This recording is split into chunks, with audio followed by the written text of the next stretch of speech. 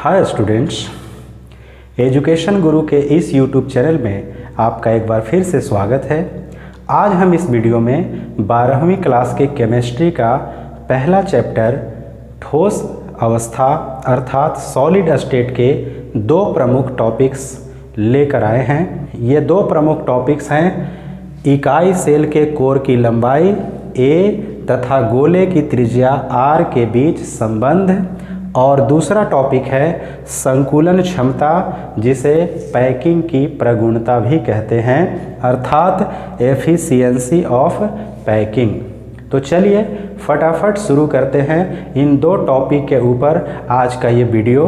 ध्यान से देखिएगा और आपको अगर वीडियो पसंद आए तो इसे लाइक भी करेंगे और सब्सक्राइब भी कर लीजिएगा, ताकि जब भी मैं नया वीडियो फिर अपलोड करूं तो आपको आसानी से पहुंच जाए और आप उससे लाभ उठाएं। तो चलिए हम शुरू करते हैं आज का ये वीडियो। तो स्टूडेंट्स, आज का हमारा पहला टॉपिक है इकाई सेल के कोर की लंबाई a तथा गोले की त्रिज्या r के बीच संबंध। इकाई सेल कई प्रकार के होते हैं, लेकिन यहाँ पर हम तीन प्रमुख इकाई सेल में इस संबंध को प्राप्त करने वाले हैं। सबसे पहले हम लोग पहला इकाई सेल लेते हैं जिसका नाम है सरल घनीय इकाई सेल। सरल घनीय इकाई सेल जिसे हम लोग SCC भी कहते हैं में। तो आइए सबसे पहले हम एक यूनिट सेल बनाते हैं, फिर उसको सरल घनीय इकाई सेल में बदलेंगे और तब हम देखेंगे कि उसके कोर की लंबाई और गोले की त्रिज्या में क्या संबंध आता है। सबसे पहले हम लोग एक यूनिट सेल बनाएंगे और यूनिट सेल बनाना सबको आता होगा। इस तरीके से आप ये जो चीज़ हमने लिया, ये फलक, आप उस फलक को उस तरफ भी ले सकते हैं। यहाँ हमने एक इस तरह से क्रिएट किया, ठीक है। अभी देखिए, अभी मैं इसको कुछ ना करूँ तो ये मेरा सिर्फ एक यूनिट सेल है जिसके 8 जालक बिंदुओं पर परमाणु होंगे, ठीक है ना। ये उसके 8 कोने हैं और 8 कोनों पर ये 8 जालक बिंदु होंगे और इन्हीं जालक बिंदुओं पर परमाणु होंगे। अब इस यूनिट सेल को हम लोग सरल घनीय इकाई सेल में बदलने की कोशिश करेंगे, लेकिन उसके लिए हमें इस बात को भी याद रखना है कि हमें कोर की लंबाई और गोले की त्रिज्या के बीच संबंध की गणना करनी है। तो चलिए इसके किसी दो संलग्न जालक बिंदुओं को केंद्र मान करके हम दो गोले रखने पर इसकी कल्पना करते हैं कि कैसा पिक्चर होगा। एक मान लो कि यहाँ पर मैंने एक गोला रख दिया, ठीक है ना, इसको सेंटर मान करके एक गोला यहाँ पर और एक गोला बिल्कुल इसी के साथ में यहाँ पर रख दिया, ठीक है ना। अब आप देखोगे कि इस गोले की एक त्रिज्या यहाँ पर है और इस गोले की एक त्रिज्या यहाँ पर है। मैं इसको B ले लेता हूँ, ठीक है ना। आप इस तरह के गोले किसी भी दो जालक बिंदु पर रखेंगे, ठीक है ना। चाहे तो आप इसको सेंटर मानकर और इसको सेंटर मान करके दो गोले आप रख दीजिए, ठीक है ना, या तो फिर इसको सेंटर और इसको सेंटर मान करके दो गोले रख दीजिए। तो किसी भी दो संलग्न माने लगातार, है ना, जैसे एक आपने यहाँ रखा तो यहाँ रख दीजिए, यहाँ रखा तो यहाँ रख दीजिए, यहाँ रखा है तो यहाँ रख दीजिए, यहाँ रखा है तो यहाँ रख दीजिए, यानी दो गोले आप उसको रखिए, है ना, दो जालक बिंदुओं पर ही रखिए। होने के लिए तो 8 जालक बिंदुओं पर होता है, लेकिन मुझे सरल घनीय इकाई सेल में लंबाई और त्रिज्या के बीच एक संबंध बताना है, तो उसके लिए मुझे दो ही गोले की कल्पना करनी है, ठीक है ना।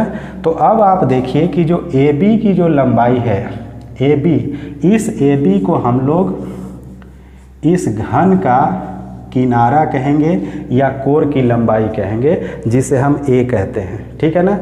अब अगर घन के रूप में देखा जाए, यूनिट सेल के रूप में देखा जाए, तो इसका जो किनारा हुआ उसकी लंबाई A हुई हर जगह से, है ना, हर जगह से हम इसको देख लेंगे तो हर जगह के फलकों का जो कोर की लंबाई होगी वो किसके समान होगी, ए के समान होगी। लेकिन जब हम इसको गोले के संदर्भ में देखेंगे तो ये जो ए बी कोर की लंबाई दिखाई दे रही है वो 2r के बराबर दिखाई दे रही है। इसको हम यहाँ पर ऐसे लिख सकते हैं कि ए बी बराबर जो होगा वो क्या होगा, 2r के बराबर होगा। ठीक है ना। अगर हम इसको घन के रूप में देखें तो कोर की लंबाई a, लेकिन अगर इसको गोले के केंद्र बिंदु को मिला करके देखें तो इस सेंटर से इस सेंटर यानी ए बी की जो लंबाई होगी वो किसके बराबर होगी, r प्लस r यानी 2r के बराबर होगी। मैंने पिछले वीडियो में आपको बताया था कि सिर्फ हम घन के अंतर्गत आने वाले गोले के भाग पर ही चर्चा करते हैं। जैसा कि ये भाग जो आपको दिखाई दे रहा है वो घन से आउटसाइड में है और ये जो भाग है वो भी घन से आउटसाइड में है, तो सिर्फ ए बी के अंदर हमें दो त्रिज्याएं दिखाई दे रही है। तो अब इस चीज़ को मैं यहाँ पर लिखूँगा कि माना सरल घनीय इकाई सेल के कोर की लंबाई बराबर a तथा गोले की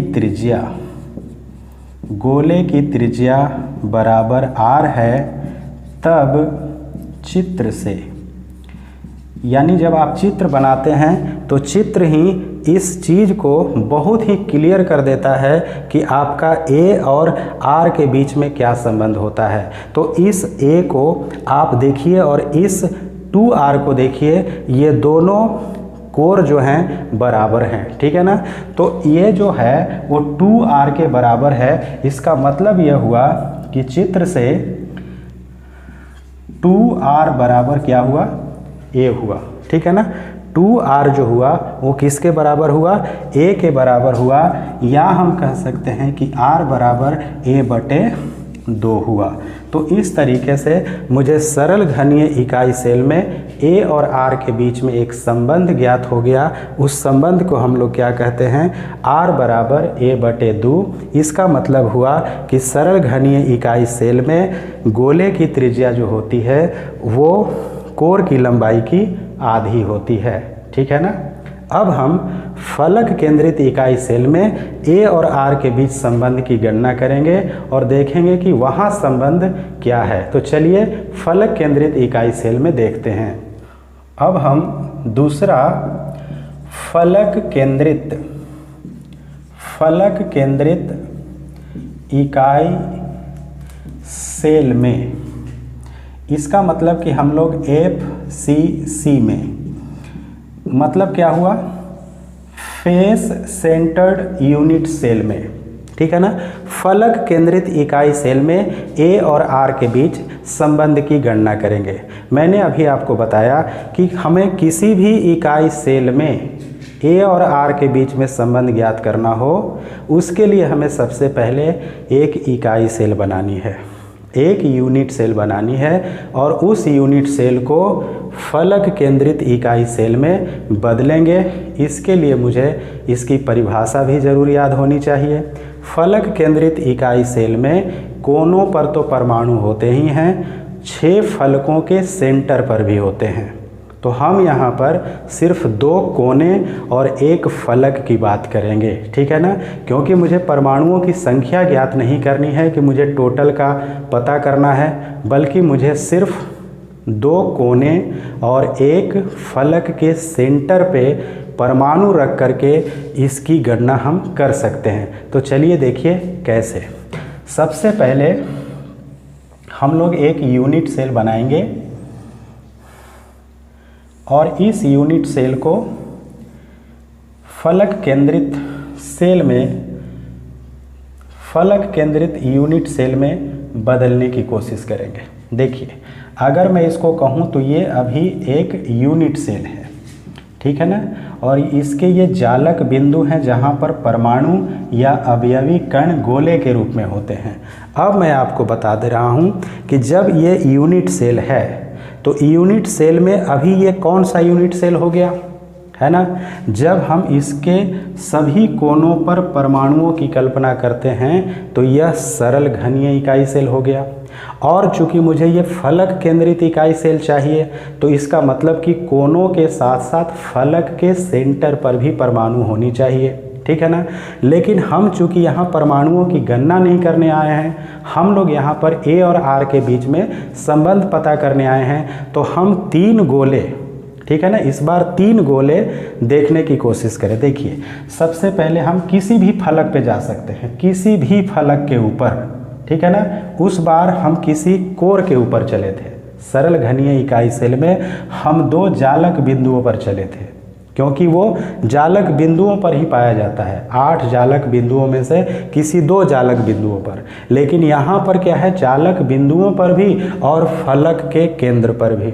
तो हम 2 जालक बिंदुओं को लेंगे और एक फलक के केंद्र पर लेंगे। इसका मतलब कि इसके लिए मुझे किसी एक फलक को चुनना होगा कि फलक कौन सा। तो मान करके चलिए कि ये वाला फलक, ठीक है ना, भी आपको फलक आसान लगता हो उस फलक के ऊपर चले जाए। तो जैसे मान लीजिए कि मैं इसके ऊपर हूँ कि ये मुझे एक, है ना, गोला है और फिर एक यहाँ पर है गोला, और मान लो कि ये एक सेंटर है और यहाँ पर भी एक गोला है, ठीक है ना।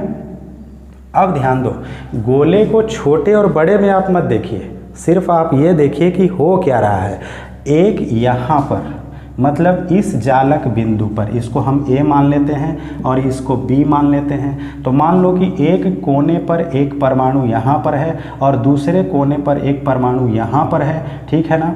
अब देखो क्या हो गया कि एक सेंटर पर भी होगा, क्योंकि फलक के केंद्रित है ना, फलक के सेंटर पर भी होगा। तो जब इसको ऐसे मिला दोगे, ठीक है, तो आप देखिए कि अब ए बी बराबर क्या हुआ, ये, ठीक है ना, इसकी एक त्रिज्या, और ये चूंकि पूरा गोला फलक के ऊपर है तो इसकी 2 त्रिज्या और इसका 1 त्रिज्या, ठीक है ना।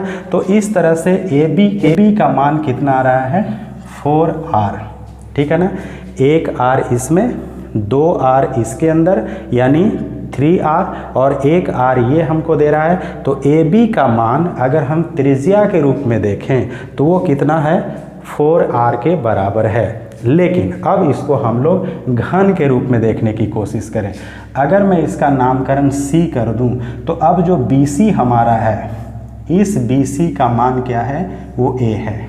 ध्यान से देखिए, BC का मान क्या है, A है, क्योंकि ये तो कोर है ना, ये किनारा है। और AC का मान भी क्या है, ध्यान दो, AC का मान भी क्या है, A होगा, क्योंकि ये कोर की लंबाई है, सब जगह से ये कोर की लंबाई है, ठीक है ना।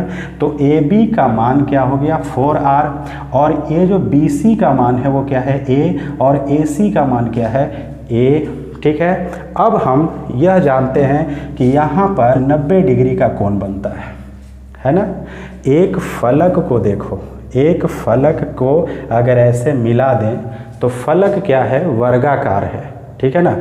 और वर्ग के जब विकर्ण को मिला देते हैं तो एक समकोण त्रिभुज बनता है, ठीक है ना। तो इसका मतलब कि यहाँ एक समकोण त्रिभुज बन रहा है ACB, जिसका कोण C 90 डिग्री है, और जिसका कोण 90 डिग्री होता है उसके सामने वाली भुजा जो होती है वो कर्ण कही जाती है। इसका मतलब कि ACB त्रिभुज के अंदर कर्ण कौन है, AB, ठीक है ना। तो समकोण त्रिभुज होने के कारण इसमें हम लोग पाइथागोरस प्रमेय को अप्लाई करेंगे। लेकिन चलिए इसको लिखते हैं। माना फलक केंद्रित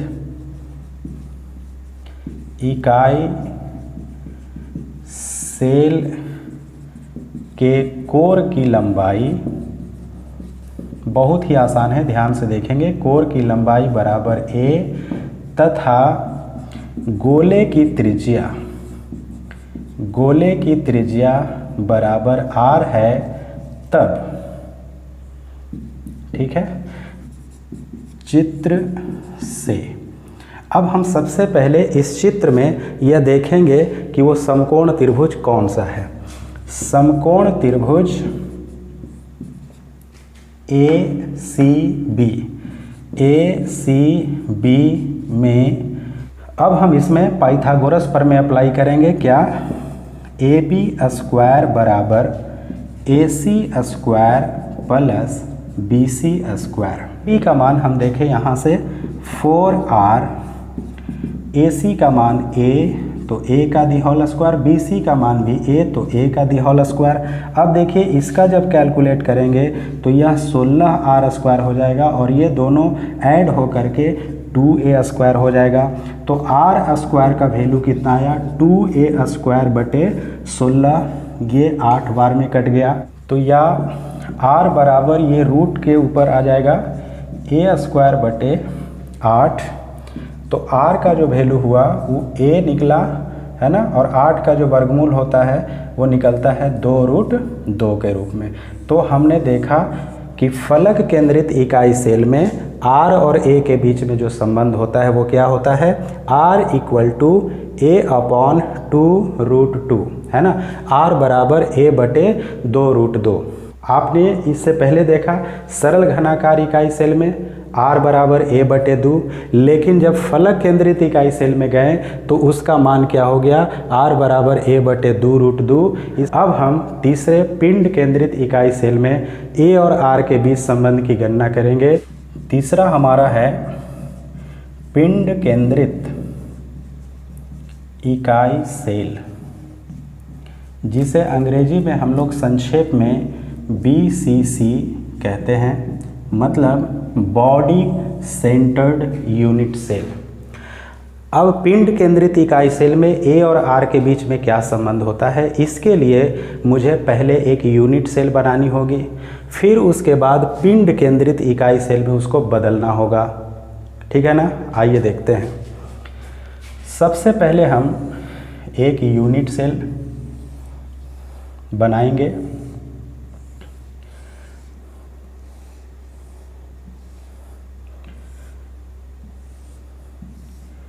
ये एक यूनिट सेल है जिसके कोनों पर जालक बिंदुओं पर परमाणु होंगे गोले के रूप में। ठीक है ना। यदि मैंने ऐसी रचना बना दी तो यह सरल घनाकार इकाई सेल के रूप में है। अब इसको मुझे पिंड केंद्रित बनाना है। तो पिंड केंद्रित इकाई सेल की परिभाषा क्या कहती है? कोनों पर यानी जालक बिंदुओं पर परमाणु तो होंगे ही, बॉडी के सेंटर में। इसको जानने के लिए मैंने अभी आपको कहा था कि ये थोड़ा सा टफ है, क्योंकि पिक्चर में इसको समझना थोड़ा सा मुश्किल है। लेकिन अगर इसको जिस कमरे में आप बैठ के पढ़ रहे हो, या अगर आपके आसपास में कोई घनाकार डब्बा हो, तो उस डब्बे में इसको प्रैक्टिकली करने की कोशिश करिएगा, बिल्कुल समझ में आएगा। पिंड केंद्रित इकाई सेल का मतलब कि एक गोला बॉडी के सेंटर में होगा। तो बॉडी के जब सेंटर में होगा तो वो किसी फलक पे नहीं है। ठीक है ना। अगर फलक पे होता तो किसी एक फलक के 2 कोना और फलक के सेंटर पे रख लेते, जैसा कि FCC में था।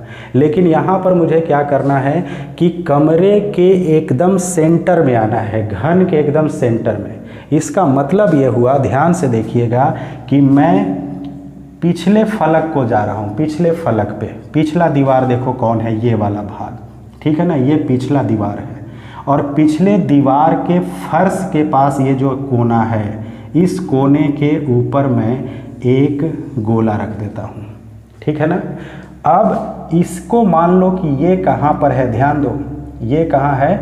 ये कमरे के बीच वाला भाग है। ठीक है ना, कमरे के बीच वाला भाग। और अब मुझे एक चीज़ प्राप्त करनी है कि अब अगला गोला मैं कहाँ रखूँ, जिससे कि यह पिंड केंद्रित इकाई सेल बन जाए। पिंड केंद्रित इकाई सेल का मतलब क्या है? जिसके जालक बिंदुओं पर भी गोले होंगे और बॉडी के सेंटर में भी। तो मैंने क्या किया कि पिछले जो फलक था, पिछला जो दीवार था, उसके जड़ वाले कोने पर रख दिया। और अब मैं अगला जो फलक है उसके कोने पर मैं इस गोले को रखने वाला हूँ। ठीक है ना। अब आप इसको प्रैक्टिकली देख लीजिएगा क्या हो रहा है। यह जो है वो पिछली दीवार के कोने पर है। ठीक है ना। और यह जो है गोला वो बॉडी के सेंटर में है, और ये जो गोला है वो अगले जो फलक है उसके ऊपर वाले कोने पर है। मतलब यह जो है वो पिछले फलक के नीचे वाले भाग पर है और यह तो बॉडी के सेंटर में है और यह वाला जो है वो अगले दीवार के ऊपर, ठीक है ना। यदि कमरे में अगर आप बैठे हो किसी डब्बे के रूप में अगर प्रैक्टिकल कर रहे हो तो आप इसको आसानी से समझ सकते हो। अब देखो यहाँ पर भी जब मैं इसको मिला दूँ तो इसका नाम मैं अगर ए रखूँ और इसको बी रखूँ तो ए बी बराबर, फिर बताओ क्या हो गया। देखो इस गोले का एक त्रिज्या यहाँ और ये पूरा गोला का त्रिज्या, ठीक है ना, तो 2r और इसका 1r, तो फिर ये मिल करके कितना हो गया, ए बी बराबर 4r। अब बता सकते हो कि यह जो ए बी है, ठीक है ना, वो कमरे का विकर्ण है और मैं इसको अगर यहाँ से मिला दूँ तो ये निचले फर्श का विकर्ण हुआ, जो निचला जो फलक है उसका ये विकर्ण है। अब ध्यान से देखो, इसका नाम मैं अगर C रख दूँ और इसका नाम D रख दूँ तो बताओ CD का जो मान है वो क्या है, A है, और ये जो BC है, ठीक है ना, BC का मान भी क्या है, A है, लेकिन ये जो BD है वो BD का मान क्या होगा, चूँकि निचला फलक भी वर्ग है, ठीक है ना, ये जो फलक है निचला फलक जिसको हम फर्श कह रहे हैं, उस फर्श का ये जो भाग है वो एक विकर्ण है। क्या है, विकर्ण है। और विकर्ण का फॉर्मूला क्या होता है, भुजा रूट 2। वर्ग के विकर्ण का फॉर्मूला होता है भुजा रूट 2। इसका मतलब कि जो BD का मान है वो कितना है, A रूट 2 होगा। अब यहाँ देखो कि यहाँ भी एक समकोण त्रिभुज बन रहा है। कौन सा, ADB, ठीक है ना। अब ADB में देखो ये जो AD है ये एक क्या है, कोर है। AD क्या है, एक कोर है, तो कोर की लंबाई तो क्या होगी, A होगी। ध्यान से देखना, ये थोड़ी सी मेहनत वाली चीज़ है मगर इतना समझने के बाद ये काफ़ी आसान होने वाला है, ठीक है ना। ये जो भाग है कोर है, ये भी भाग जो है वो कोर है। निचले फलक को आप देखिए ध्यान से, निचला फलक का ये कोर है, ये कोर है और ये कोर है, ये वाला लंबाई, और ये भी कोर है, लेकिन जब इसको मिलाते हैं तो ये एक विकर्ण बनता है। इस BD का मान फॉर्मूला के अनुसार A रूट 2 होगा।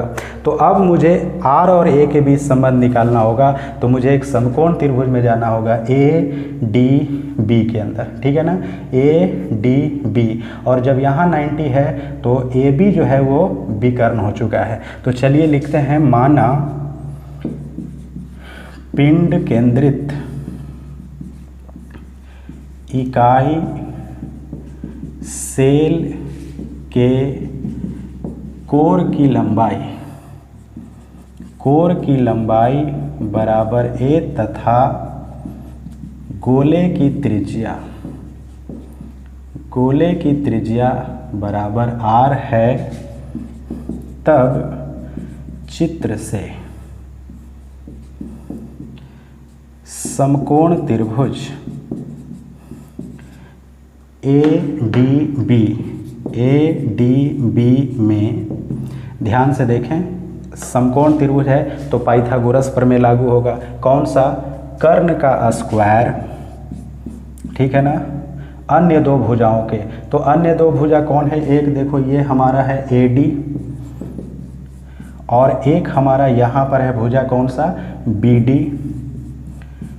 बार बार वीडियो को रिवर्स करके आप देख लोगे, समझ में आ जाएगा।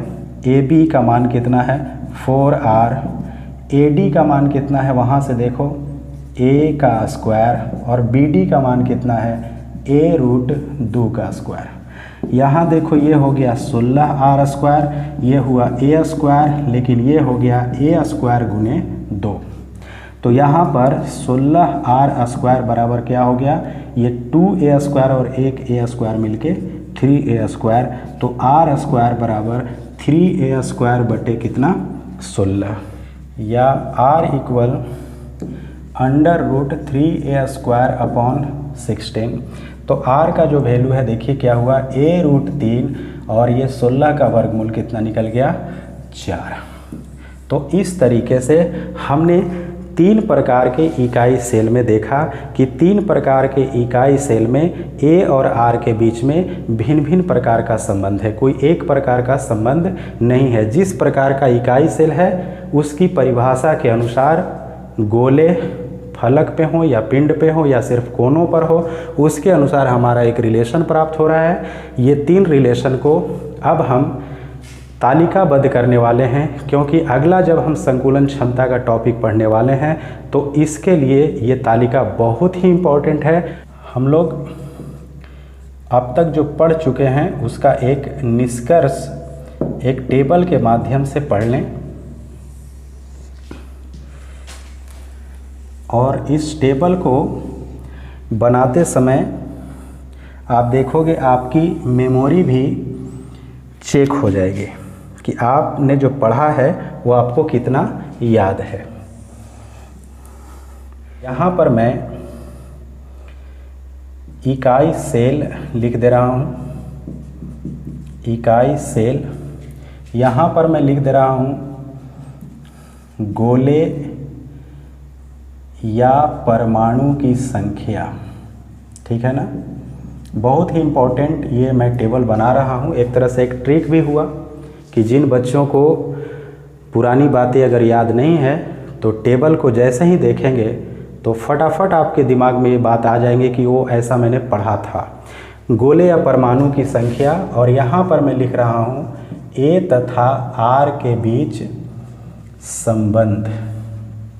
देखो आज का वीडियो जो मैंने शुरुआत किया था वो इकाई सेल में ए और आर के बीच संबंध से शुरुआत किया था, और इस चीज़ को हमने पिछले वीडियो में पढ़ा था, ठीक है ना।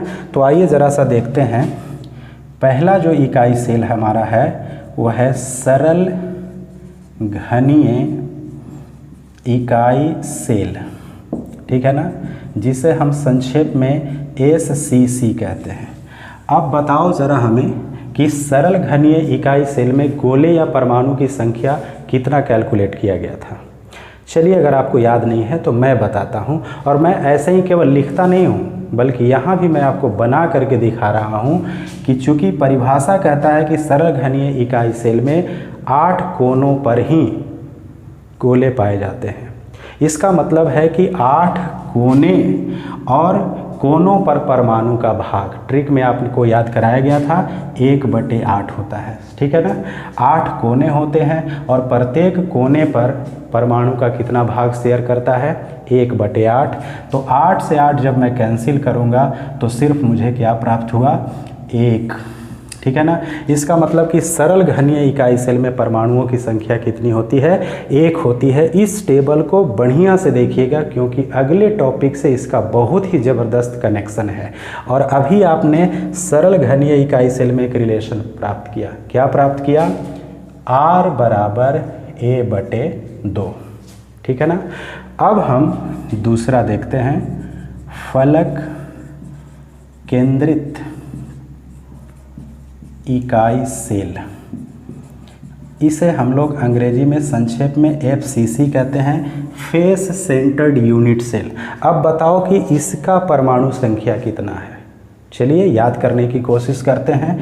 फलक केंद्रित इकाई सेल का मतलब है कि कोनों पर तो होते ही हैं, तो कोनों पर कितने होते हैं 1, है ना। अगर इसको हम ऐसे निकालना चाहें कि कोने 8 होते हैं और 1/8, लेकिन 6 फलक होते हैं और फलकों पर 1/2, तो 8 से 8 में काट दूं और यहाँ 3 दूनी 6 काट दूं, तो बताओ 1 + 3 बराबर कितना हो गया 4। मतलब फलक केंद्रित इकाई सेल में परमाणुओं की संख्या कितनी होती है 4 होती है। और इसका जो अभी रिलेशनशिप प्राप्त हुआ था R बराबर, वो प्राप्त हुआ था A/2 अब हम तीसरा इकाई सेल देखते हैं, पिंड केंद्रित। ये बहुत ही इम्पोर्टेंट मैं टेबल बना रहा हूँ उन स्टूडेंट्स के लिए जो मेरा पिछला वीडियो नहीं देखे होंगे, उनके लिए BCC। अब इसमें देखो क्या है, पिंड केंद्रित इकाई सेल का मतलब क्या होता है कि कोनों पर तो होंगे ही। भाई देखो मैंने पहले ही बताया था कि कोनों पर तो होंगे ही, और जब कोनों पर होंगे तो 8 गुने 1/8 कर दो, प्लस पिंड केंद्रित का मतलब होता है कि सिर्फ सेंटर में एक गोला और होगा। तो 1, तो 8 से 8 कैंसिल, तो 1 + 1 यानी कितने गोले हो गए, इसमें हो गए 2 गोले। और अभी जो हमारा एक रिलेशनशिप बन करके आया था वो क्या बन के आया था, a√3/4। तो इस टेबल को आप बहुत ही बढ़िया से स्टडी कीजिएगा। कैसे ये हुआ है केवल रटिएगा नहीं, कैसे, क्यों, कैसे, है ना, इस सवाल का जवाब ढूंढने की कोशिश करिएगा, आपको ये समझ में आ जाएगा। अब हम चलते हैं अगले टॉपिक के ऊपर जो है संकुलन क्षमता, एफिशिएंसी ऑफ पैकिंग। हमारा अगला टॉपिक है संकुलन क्षमता। बहुत ही इम्पोर्टेंट टॉपिक है ये, इसको हम लोग एफिशिएंसी ऑफ पैकिंग कहते हैं, ठीक है ना। इसको अलग अलग किताबों में कई तरीके से इसको रिप्रेजेंट किया है, जैसे एनसीईआरटी इसको लिखता है निबिड संकुलन क्षमता, ठीक है ना। कुछ बुक इसको लिखते हैं सिर्फ संकुलन क्षमता, कुछ इसको लिखते हैं पैकिंग की प्रगुणता, ठीक है। लेकिन इसका अंग्रेजी नाम याद रखोगे, एफिशिएंसी ऑफ पैकिंग। संकुलन क्षमता की परिभाषा देखते हैं। यूनिट सेल के कुल आयतन का, यूनिट सेल के कुल आयतन का जितना भाग उसके परमाणुओं द्वारा, परमाणुओं मतलब गोलों, परमाणुओं द्वारा अधिकृत मतलब उसका कब्जा कर लेना, ठीक है ना, उसका स्थान ग्रहण कर लेना। यूनिट सेल के कुल आयतन का जितना भाग उसके परमाणुओं द्वारा अधिकृत किया जाता है, अधिकृत किया जाता है, उसे एफिशिएंसी ऑफ पैकिंग कहते हैं।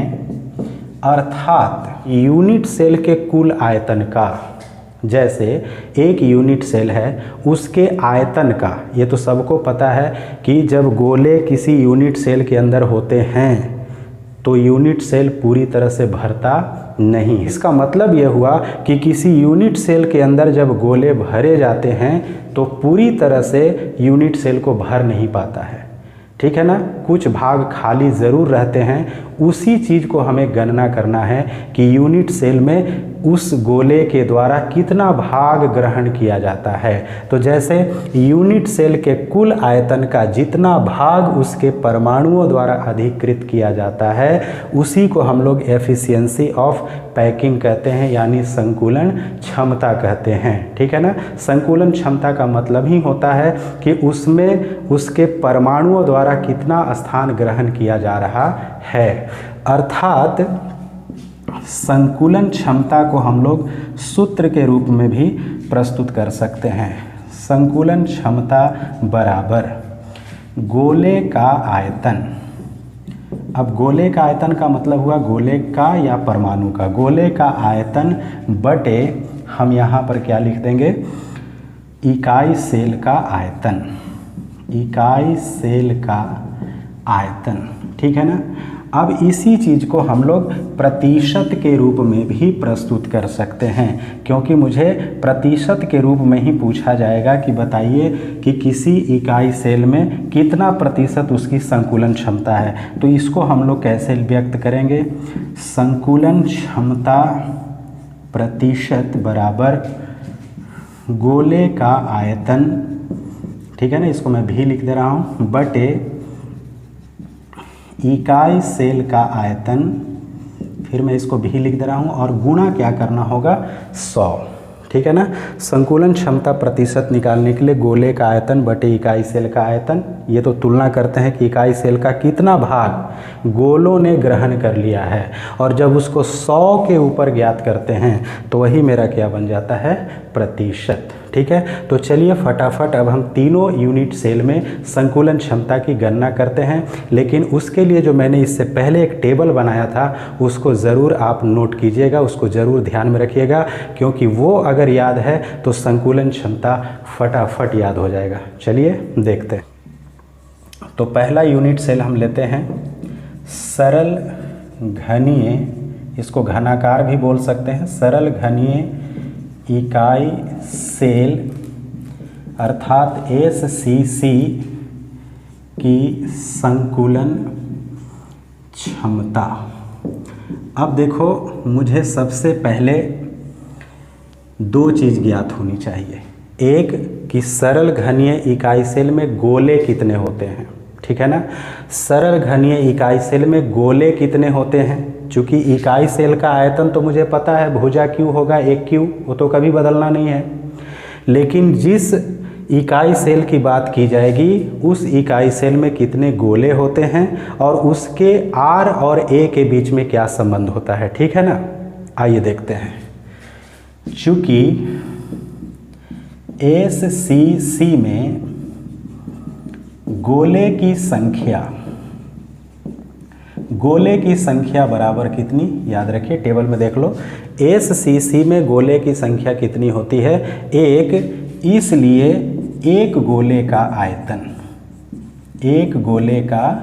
आयतन बताओ क्या हो जाएगा, 4/3 पाई आर क्यू। गोला का आयतन 4/3 पाई आर क्यू। अगर दो गोले होंगे तो 2 × 4/3 पाई आर क्यू। बहुत सिंपल है।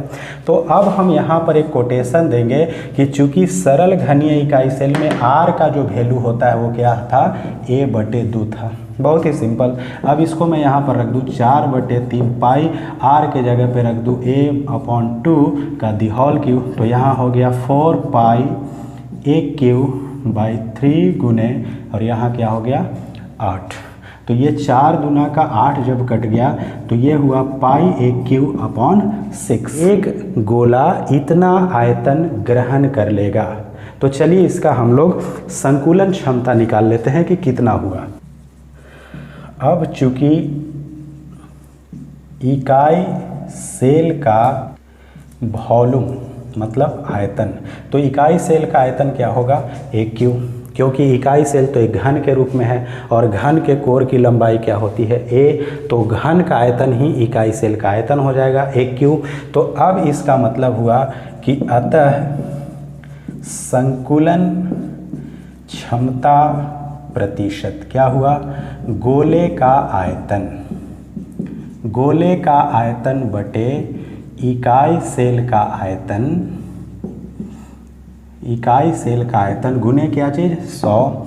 तो गोले का आयतन का मतलब किस में, SCC में गोले का आयतन। SCC में गोले का आयतन कितना आया था, पाई AQ/6। याद करो इकाई सेल में गोले कितने थे, 1, और एक गोले का आयतन कितना निकला था, पाई AQ/6। अब हम इस बाई को, इस बटे को इकाई सेल के लिए लिख लेते हैं AQ और गुणे कितना 100। तो AQ से AQ कैंसिल हो गया। पाई का मान हम यहाँ पर रख देते हैं 3.14। 22/7 भी लोगे, 22/7 लोगे तो कुछ मान में थोड़ी सी परिवर्तन हो जाएगी। बहरहाल आपको एक्यूरेट मान आपको देखना है कि कितना होता है। तो गुणे 100 बटे कितना हो गए 6। तो ये जब गुणा हुआ तो हो गया 314/6, और जब मैं इसको काटूंगा, जब इसका कैलकुलेशन करूंगा तो आएगा 52.33%। तो ये मैं कह सकता हूँ कि मुझे क्या मिला, इसलिए SCC की संकुलन क्षमता प्रतिशत क्या निकली, 52.33%। अब आप इसी तरीके से दूसरे इकाई सेल जिसको हम फलक केंद्रित इकाई सेल कहते हैं उसकी भी गणना करते हैं। चलिए फटाफट देख लेते हैं। दूसरा हमारा है फलक केंद्रित इकाई सेल जिसको हम लोग FCC कहते हैं की संकुलन क्षमता। अब हम इस यूनिट सेल की संकुलन क्षमता का कैलकुलेशन करेंगे। आइए सबसे पहले हम यह देखते हैं कि फलक केंद्रित इकाई सेल में परमाणु कितने होते हैं, क्योंकि जितने परमाणु होंगे उसको हम गोलों के रूप में देखेंगे और उतने गोलों का आयतन निकालेंगे। तो चूँकि FCC में गोले की संख्या, इसको आप परमाणु की संख्या भी लिख सकते हो, गोले की संख्या को टोटल कितनी है 4, टेबल देख लोगे, इसलिए 4 गोले का आयतन। तो 4 गोले का आयतन क्या होगा, 4 गुणे 4/3 पाई आर क्यू। ठीक है ना। इसका मतलब कि अब मुझे यहाँ पर जो R लिखना है वो FCC का रिलेशन वाला लिखना है। ठीक है ना। तो FCC में R का वैल्यू कितना था, A/2√2। यहाँ होता है चरचौ का 16 पाई/3 और R का मान मैं यहाँ पर रख दे रहा हूँ A/2√2 का हो गया 16 पाई/3 गुने 1 क्यू, और ये देखो 2 का क्यू भी 8 हो गया और अंदर भी 2 का क्यू 8 हो गया। ठीक है ना। ये हो गया 16 पाई 1/3 गुने, अब ये देखो 8 गुने 2√2 हो जाएगा। ठीक है ना। तो अब यहाँ पर क्या हो गया कि 8 दूनी 16 और 2 से ये 2 भी खत्म हो गया। तो यहाँ कितना आ गया, पाई 1/3√2 हो गया। अब चूँकि इकाई सेल का आयतन, इकाई सेल का आयतन तो बदलना नहीं है, इकाई सेल का वॉल्यूम मतलब आयतन, तो ये तो हुआ 1 क्यू, तो इसलिए संकुलन क्षमता, ठीक है ना, संकुलन क्षमता कितनी हो जाएगी, गोले का आयतन, सबसे पहले हम लिखेंगे गोले का आयतन बटे इकाई सेल का आयतन, इकाई सेल का आयतन गुने कितना 100। तो गोले का आयतन यहाँ पर कितना आया था, पाई 1/3√2। ठीक है ना। और इकाई सेल का आयतन इसके नीचे में लिख दूँ तो 1 और गुणे कितना हो जाता है 100। तो 1 यहाँ से कैंसिल, तो ये देखो क्या हो गया, पाई का मान मैं रख देता हूँ 3.14 गुने 100/3 गुने है ना √2। तो इसको मैं हर परिमेयकरण भी कर सकता हूँ। ठीक है ना। या फिर आप √2 का मान रख लोगे, जैसा भी आप करो। ये जब हम कैलकुलेट करेंगे तो यहाँ हो जाएगा 314√2, लेकिन यहाँ हो जाएगा 3 गुने 2। तो जब 2 से हम इसको काटेंगे तो 157 बार में कटेगा।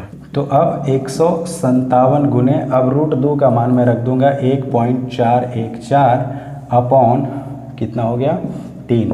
जब इसको हम मल्टीप्लाई करेंगे तो कितना आएगा 221.998 अपॉन 3, और जब मैं इसको डिवाइड करूंगा तो ये आता है, तो आएगा 73.99, यानी इसको हम लोग एक्यूरेट मान ले लेंगे 74%। इसका मतलब ये हुआ कि FCC की संकुलन क्षमता प्रतिशत कितनी हुई 74%। ये सारे पॉइंट ऑब्जेक्टिव के रूप में आपको याद रखनी है।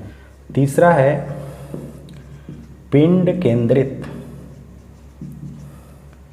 इकाई सेल, जिसे हम अंग्रेजी में संक्षेप में BCC कहते हैं, बॉडी सेंटर्ड यूनिट सेल की संकुलन क्षमता। तो चलिए इसकी संकुलन क्षमता के लिए फिर हम लिख लेते हैं कि आखिर इसमें कितने परमाणु होते हैं या कितने गोले होते हैं। तो चूंकि BCC में गोले की संख्या, अब आप टेबल देख करके बताओ या तो आपको याद भी होगा गोले की संख्या कितनी होती है 2, तो इसलिए 2 गोले का आयतन कितना हुआ, 2 गोले का आयतन हो जाएगा 2 गुणे 4/3 पाई आर क्यू।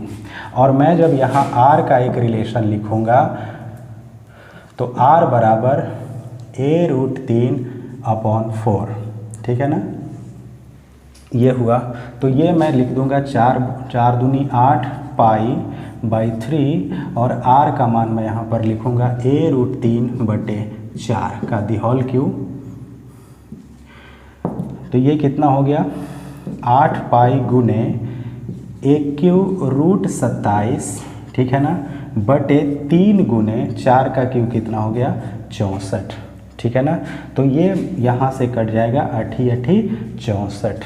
तो देखो यहाँ क्या हुआ पाई 1 लेकिन 27 के लिए निकल जा रहा है 3√3, ठीक है ना, और नीचे 3 गुने 8, तो 3 से ये भी 3 ख़त्म हो गया। तो इसका मतलब हुआ कि ये जो हमारा मान आ रहा है कितना आ रहा है, ये जो मान आ रहा है वो आ रहा है पाई 1 गुने √3/8। इसका मतलब हुआ कि पिंड केंद्रित इकाई सेल में गोले टोटल कितने हैं 2, और 2 गोले मिलकर इतने आयतन को अधिकृत कर रहे हैं। अब चूंकि इकाई सेल का आयतन यानी वॉल्यूम AQ होगा, अतः संकुलन क्षमता, देखते हैं संकुलन क्षमता कितनी होती है। इसको हम प्रतिशत के रूप में लिखेंगे। तो किस तरीके से, गोले का आयतन बटे इकाई सेल का आयतन, ठीक है, और गुने क्या 100। तो गोले का आयतन देखो इतना था, तो इसको हम यहाँ पर नोट करेंगे पाई 1 गुने √3/8, लेकिन गुने इकाई सेल का आयतन कितना 1 और गुने क्या हो जाएगा 100, ठीक है। तो 1 से 1 कैंसिल कर दो, तो यहाँ पर पाई का मान हो गया 3.14, √3 का मान हो गया 1.73, 2 भी ले सकते हो, गुणे कितना 100 बटे कितना हो गया 8।